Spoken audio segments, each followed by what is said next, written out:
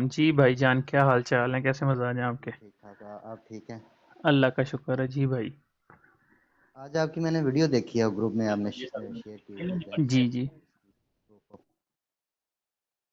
पढ़ते जा रहे हैं ना अवकाश भाई, वो उतनी कन्फ्यूजन होती जा रही है मुझे तो अवकाश यार देखें, वो जो 3 वीडियोस हैं ना फाइनेंस के रिलेटेड, मैं आपने जी वही जी। देखी होंगी आई थिंक सो।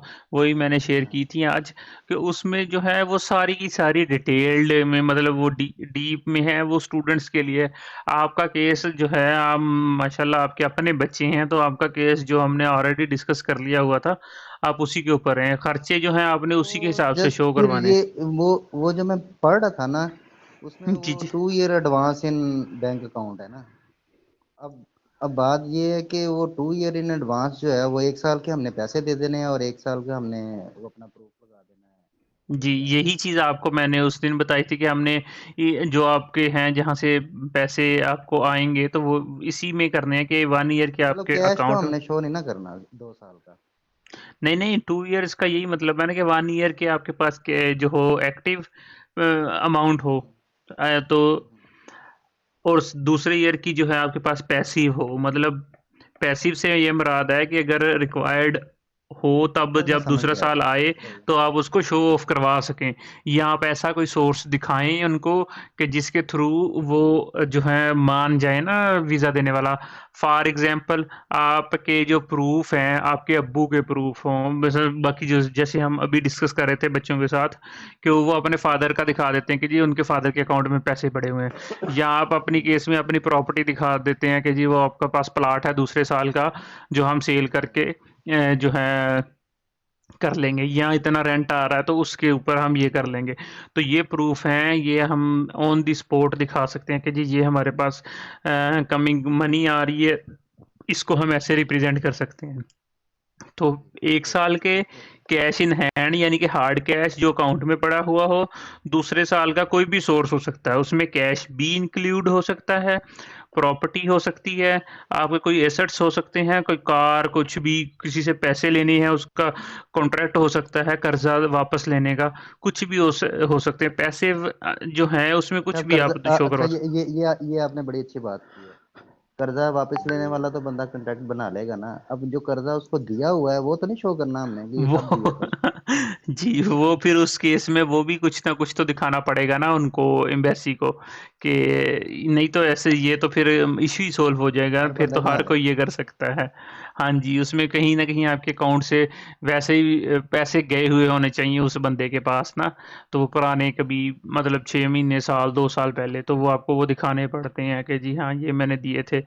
तो या फिर उसके दूसरे और तरीके हैं कि आपने कैश दिया हो, उसमें 2 गवाह डालें और ये वो इस तरह की चीज़ें करें।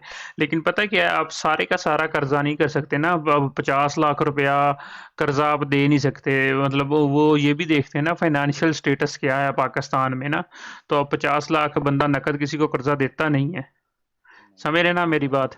हाँ तो हाँ, वो इसी थोड़ा सा। इसी से रिलेटेड है मेरा एक और क्वेश्चन है जी सर। कि अब आपको 3 महीने 4 महीने पहले ना मैंने अपने एक दोस्त को कुछ 3-4 लाख रुपया दिया अपने अकाउंट जी, अब माइक के पास बोलें, आप थोड़ा सा दूर चलें, आवाज़ नहीं आ रही। से। जी विकास भाई, को हाँ जी, तीन अब चार बोलें। महीने पहले ना मैंने अपने अकाउंट से ही, क्योंकि मेरी ज्यादातर जो ट्रांजेक्शन होती है ना यारों दोस्तों में या घर जी वालों के जी साथ, जी। वो अकाउंट टू अकाउंट ही होती सही है। है इंटरनेट बैंकिंग से ही ना। तो उससे मैंने उसको कोई 4 लाख रुपया दिया। सही है। फिर अपनी सिस्टर को मैंने कोई 3 लाख रुपया दिया। सही है। अब मैंने जो वापस लेना है उनसे, वो तो अभी मैं मुझे चाहिए तो मैं जारी बात है उनसे वापस लूंगा, अकाउंट टू अकाउंट ही मेरे अकाउंट में आ जाएंगे। जी। तो उसका तो नहीं मुझे कोई उसकी प्रूफ देना पड़ेगा, क्योंकि मेरे अकाउंट से वो गया है और मेरे अकाउंट में वापस आ गया, मेरे ही पैसे पड़े थे वो। नॉर्मली इनिशियली इस स्टेप पे जब आप आरपी फाइल करेंगे ना, तब आपने ये हम्म। वाले प्रूफ नहीं देने जिसमें आपके अकाउंट से गए हैं, आपके अकाउंट से वापस आए हैं, वो नहीं आपने हम्म। देना।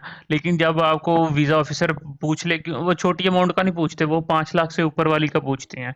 तो अगर वो हाँ पूछें, ठीक है। और वो भी हमेशा हर किसी से नहीं पूछते, अगर आपसे सही पूछें है। तो फिर आप उसमें वो प्रूफ दे सकते हैं कि जी ये मैंने इस डेट को दिए थे। तो फिर एक दफ़ा आपको अपनी ट्रांजेक्शन ना दोबारा कंप्यूटराइज़ ट्रांज़ैक्शन डाउनलोड करनी पड़ेगी, उसको हाइलाइट करना पड़ेगा, स्कैन करके दोबारा सेंड करना पड़ेगा।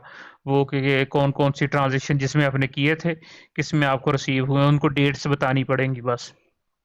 अभी जो हमने आरपी फाइल करना है उसके लिए हमने बैंक स्टेटमेंट बनानी है ना, हाँ जो जी, साथ उस लगानी है। उसमें तो उसके लगानी साथ है। अगर उसके साथ अगर अगर हम एक एक्सेल शीट लगा दें कि हम्म। इसमें जो हमारी मेजर इनकमिंग्स हैं हाँ उसका हाँ। हम उसको बता दें, स्टेटमेंट दे के कि मतलब कि एक टेबल बना दें कि हम्म ये पैसे इतनी तारीख को आए हैं हमारे पास और उसका हम्म। ये सोर्स था, ये मैंने कोई चीज़ बेची या मैंने किसी से उधार वापस लिए, बेस्ट है। वो इस तरह बना के दे दें।